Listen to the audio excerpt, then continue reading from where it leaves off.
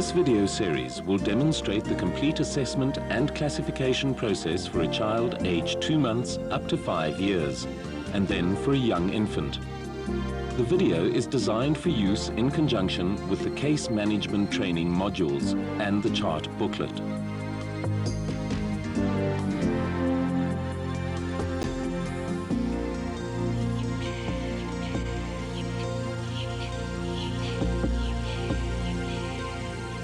Before commencing with the assessment of individual outpatients, it is important for the health worker to identify those children who may require urgent medical attention and to attend to those patients immediately.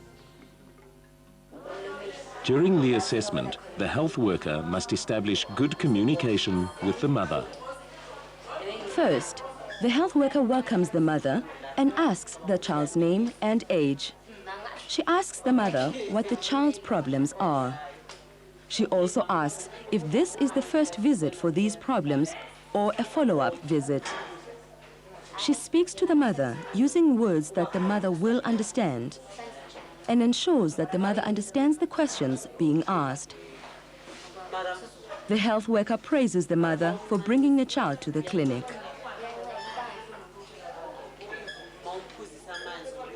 The health worker is then ready to begin the assessment. First, she checks for general danger signs.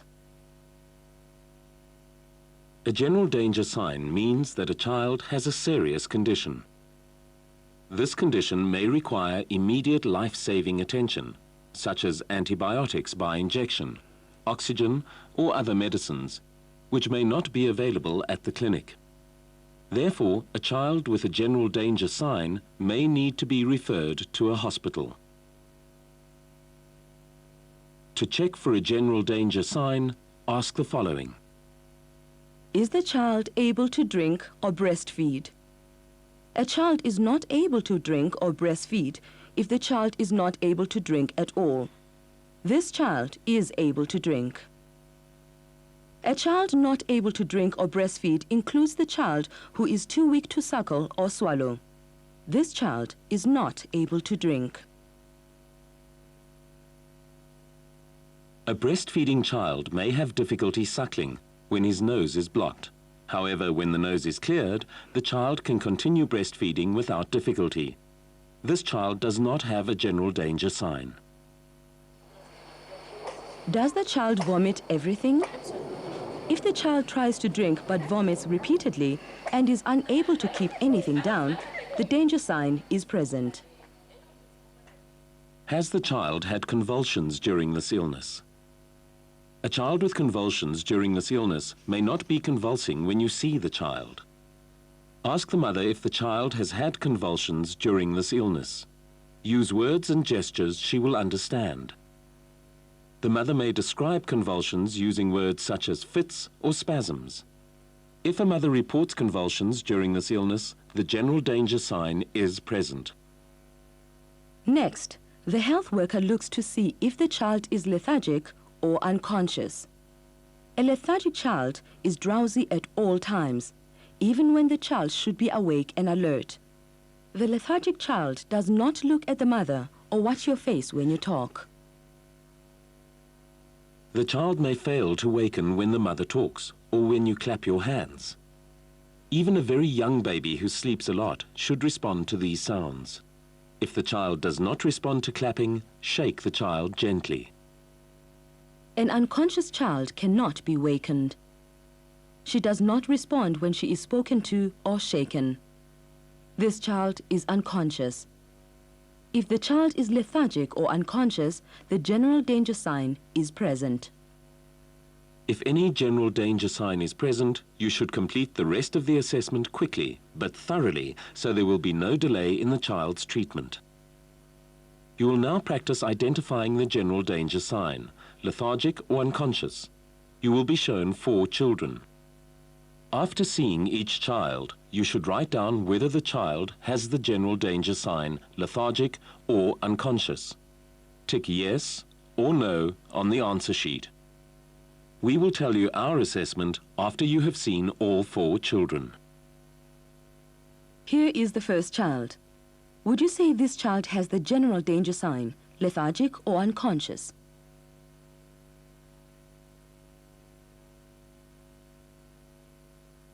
Write down your assessment now.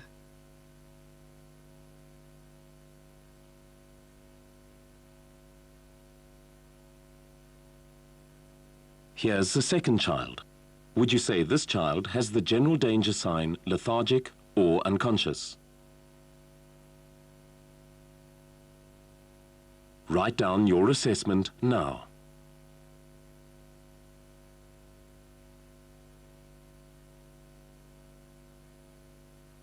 Here is the third child. Would you say this child is lethargic or unconscious?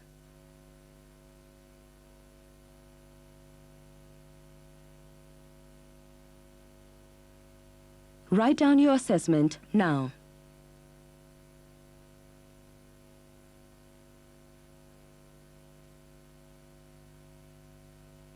Here is the fourth child. Would you say this child is lethargic or unconscious?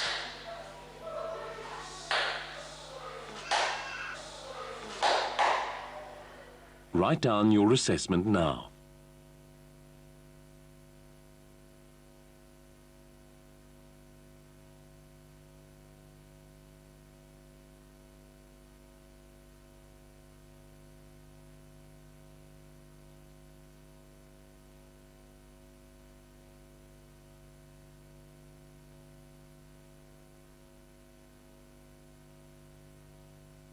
The first child was wide awake and alert.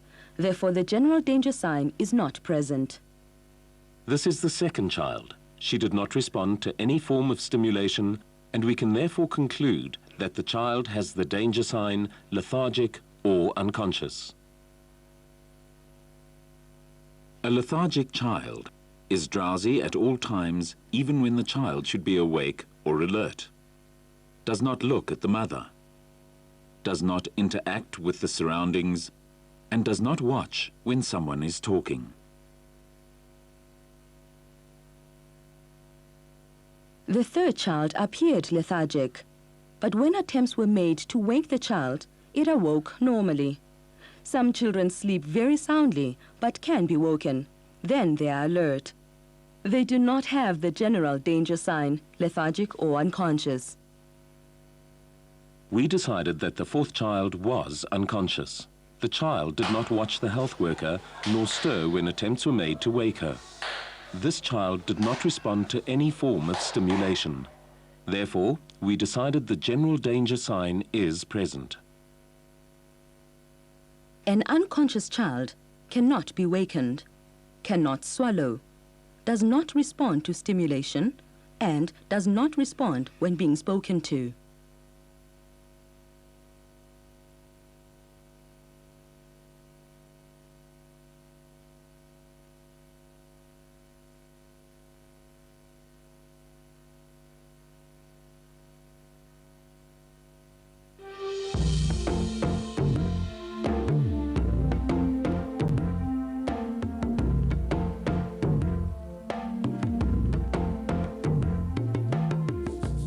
After checking for general danger signs, the next step in the assessment is to ask about the first main symptom. The health worker asks if the child has cough or difficult breathing. If the mother replies yes, assess the child further. A child with cough may simply have a cold, or may have pneumonia, asthma, or another severe acute respiratory infection. You must be able to identify the few children with pneumonia or other serious infections from the many children with coughs or colds. If the child has a cough or difficult breathing, ask for how long. It is important to know how long a child has been coughing, as a cough lasting for more than 21 days may be a sign of tuberculosis, asthma, or whooping cough. Determining whether a child has fast breathing is an important step in assessing a child with cough. Fast breathing is a sign of pneumonia. When classifying for pneumonia, remember to assess for suspected symptomatic HIV later on. When a child develops pneumonia, the lungs become stiff, making it more difficult to breathe. The child's breathing rate increases as the child's body tries to make up for lung stiffness and lack of oxygen. Because children's breathing rate slows down as they get older, the child's age must be taken into consideration when deciding whether fast breathing is present. To decide whether a child has fast breathing, you will count the number of breaths the child takes in 1 minute and compare it with the following cut-off rates. If the child is aged 2 months up to 12 months, the child has fast breathing if you count 50 breaths or more per minute. If the child is aged 12 months up to 5 years, the child has fast breathing if you count 40 breaths or more per minute. The child who is exactly 12 months old has fast breathing if you counted 40 breaths or more per minute. We will now watch while the health worker counts the number of breaths that this 7-month-old child takes in 1 minute. Look for the breathing movement anywhere in the child's chest or abdomen. The child should be calm when you watch the child's breathing. If the child starts to cry or becomes upset, ask the mother to calm the child again before counting. The health worker is now ready to start counting the number of breaths in 1 minute. Practice counting with her. We will tell you when to start and stop counting. Select an area on the child's chest where you can see breathing movement. Prepare to start counting. Start counting now.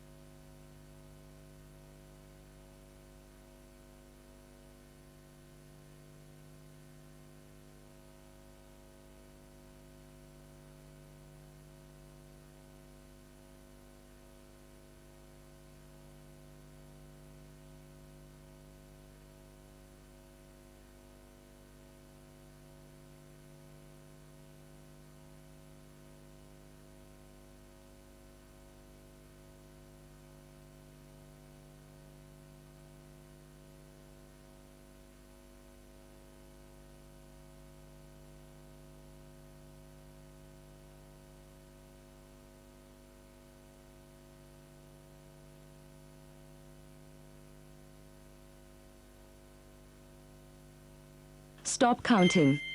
How many breaths did you count?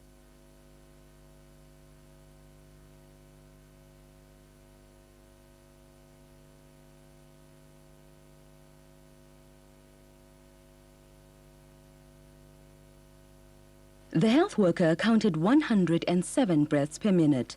Since the child is 7 months old, he does have fast breathing. Next, look for chest indrawing. This child has chest indrawing.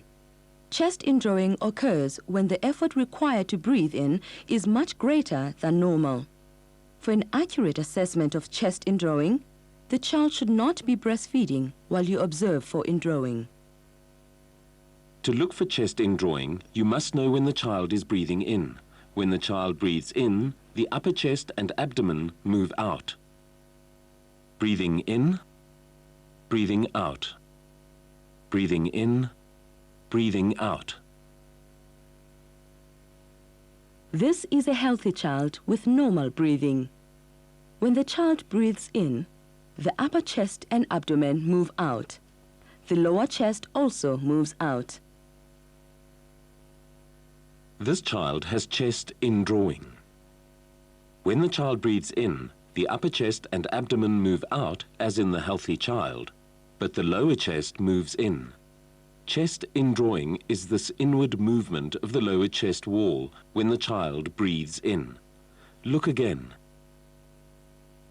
When the child breathes in, the upper chest and abdomen move out, while the lower chest moves in.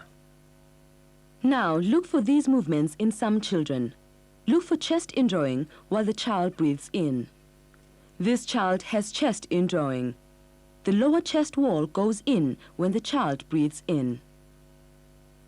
Chest indrawing is only significant if it is present all the time and definitely visible. This child is breastfeeding. If you see chest indrawing only when a child is upset or trying to feed, but not when resting peacefully, do not call it chest indrawing. This child only has chest indrawing when feeding. Therefore, we would not call it chest indrawing. Next, Look and listen for stridor. Stridor is a harsh noise made when the child is breathing in.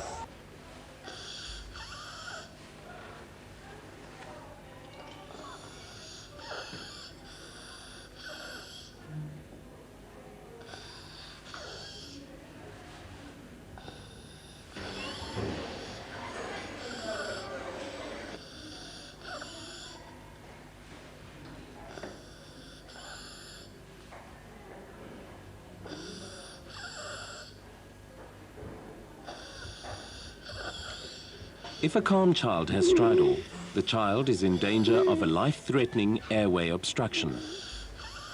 Often a child who is not very ill will have stridor only when the child is crying or upset. So be sure to look and listen for stridor only when the child is calm. Sometimes you can hear a wet noise if the nose is blocked. Clear the nose and then listen again. You may hear other noises when the child breathes out, such as wheezing. Wheezing is an important sign to identify. Wheezing occurs when the small airways are narrowed, such as in asthma or bronchiolitis.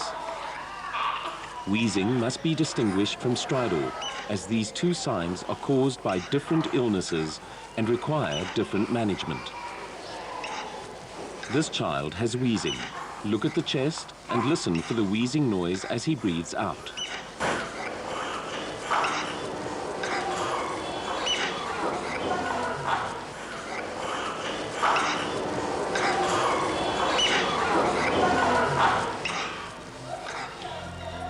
That completes the assessment for cough or difficult breathing.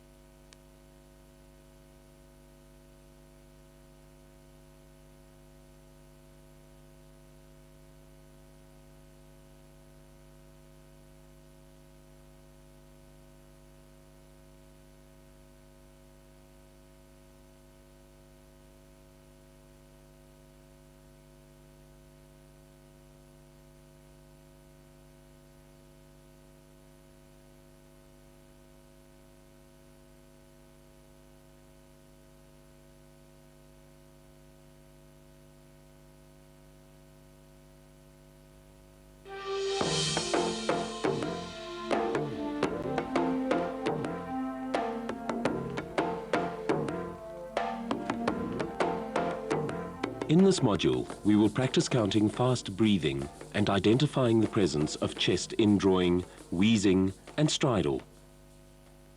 First, we will practice counting the number of breaths in 1 minute for these two children. In each case, you will be given the age of the child and then asked to count the number of breaths in 1 minute. You should write down the number of breaths you count and then decide whether or not the child has fast breathing. Here is the first child. Her name is Kanya. She is 3 years old. Prepare to start counting. Start counting now.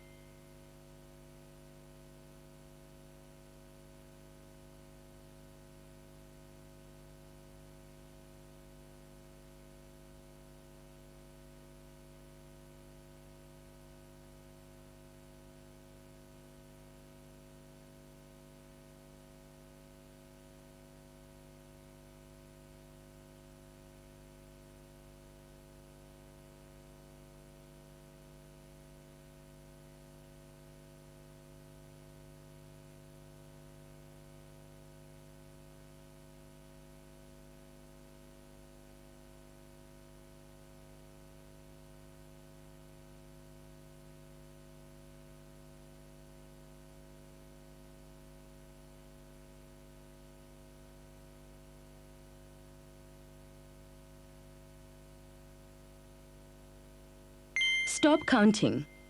How many breaths did you count? We counted 42 breaths in 1 minute. Kanya is aged 3 years. The cutoff for fast breathing is 40 breaths or more. Therefore, we decided that Kanya has fast breathing. Here is the second child. His name is Temba and he is 4 months old. Prepare to start counting. Start counting now.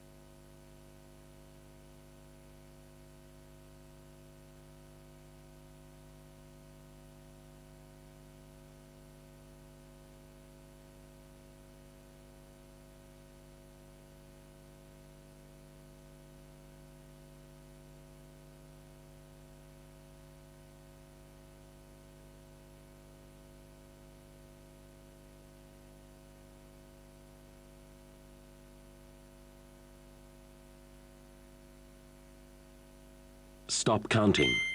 How many breaths did you count? We counted 92 breaths in 1 minute. Temba is age 4 months. The cutoff for fast breathing is 50 breaths or more. Therefore, we decided that Temba has fast breathing. In this section, we will practice identifying the presence of chest indrawing in 5 children. Here is the first child. Her name is Mary. Does Mary have chest indrawing?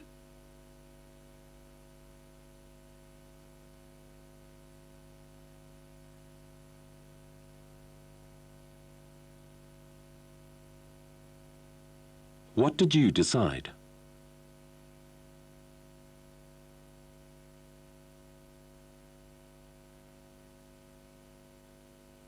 We saw normal breathing.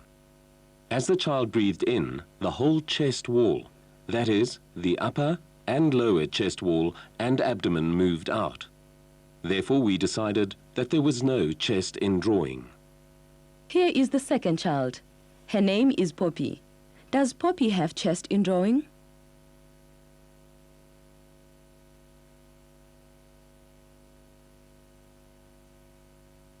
What did you decide?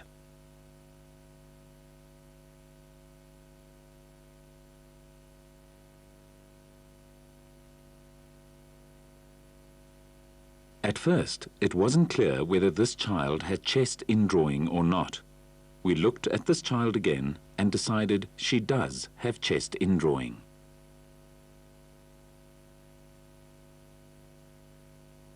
Here is the third child. His name is Zweli. Does Zweli have chest indrawing?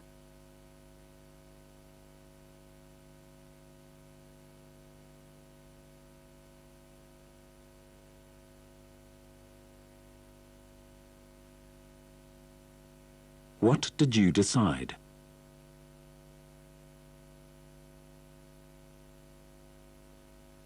We saw indrawing movement in the lower chest wall, while the rest of the chest and abdomen were moving out. Therefore, we decided that Zweli does have chest indrawing. Here is the fourth child. His name is Tabo. Does Tabo have chest indrawing?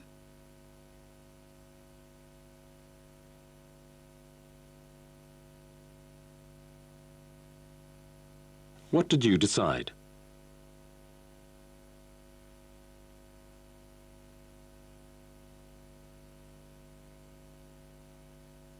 We saw normal breathing. As the child breathed in, the whole chest wall and abdomen moved out. Therefore, we decided there was no chest indrawing. Here is the fifth child. Her name is Anna. Does Anna have chest indrawing?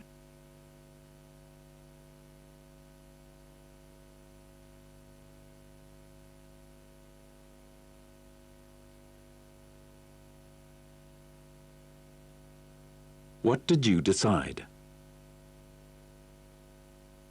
We did not see consistent indrawing movement in the lower chest wall and abdomen all the time. Therefore, reposition the child and assess the child again to decide if chest indrawing is present or not. We looked at this child again and decided she does have chest indrawing. In this section, we will also practice identifying those children with stridor or wheezing. We will be assessing 4 children. Here is the first child. His name is Sakile. Look and listen to his breathing. Does Sakile have stridor or wheezing?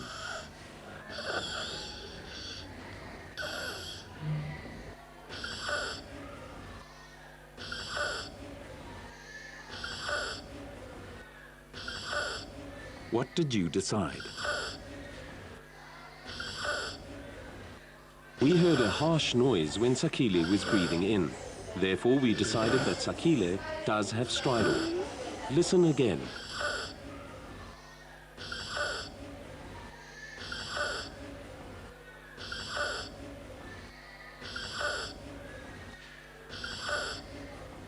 Here is the second child. Her name is Lerato.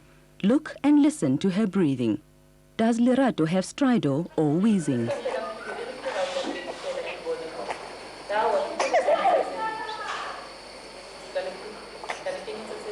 What did you decide?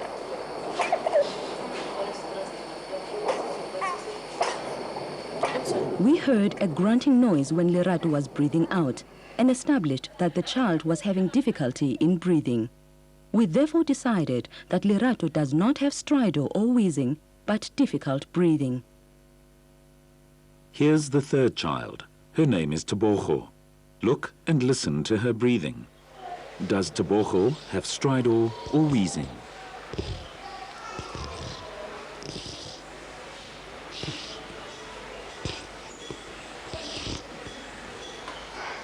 What did you decide?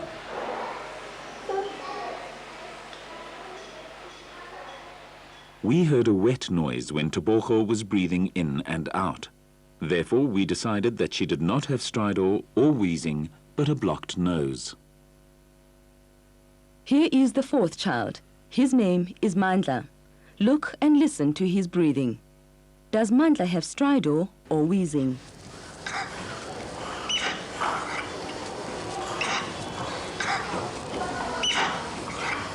What did you decide?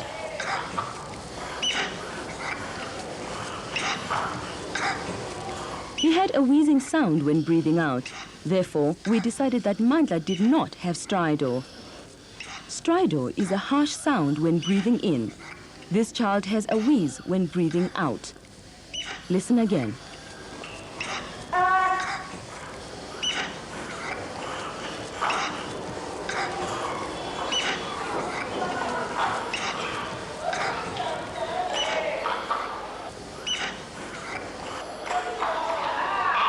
That completes the exercises for assessing breathing rate, chest indrawing, wheezing and stridor.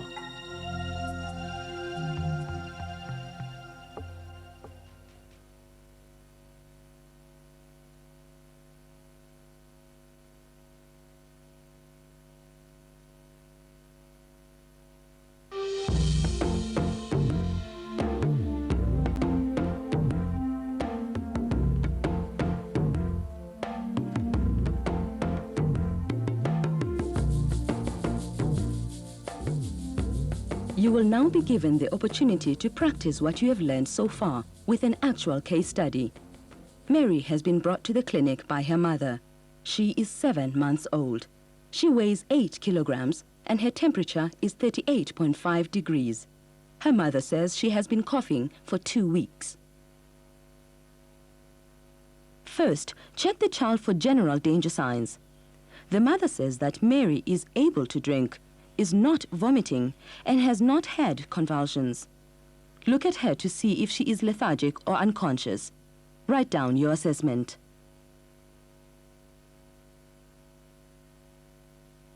Does Mary have any of the general danger signs? Now assess Mary for the main symptom of cough or difficult breathing.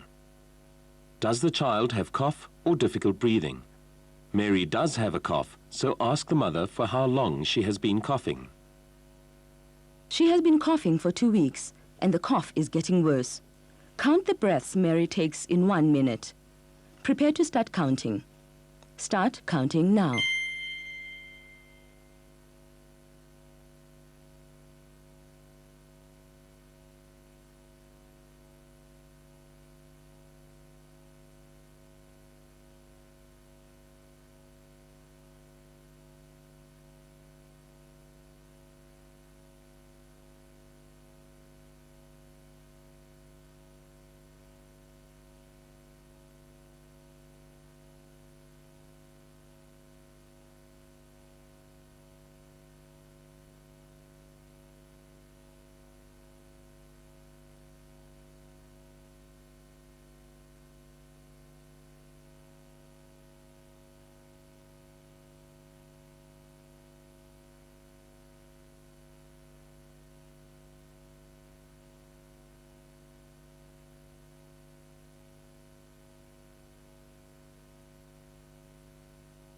Stop counting. Write down the number of breaths you counted and decide whether Mary has fast breathing.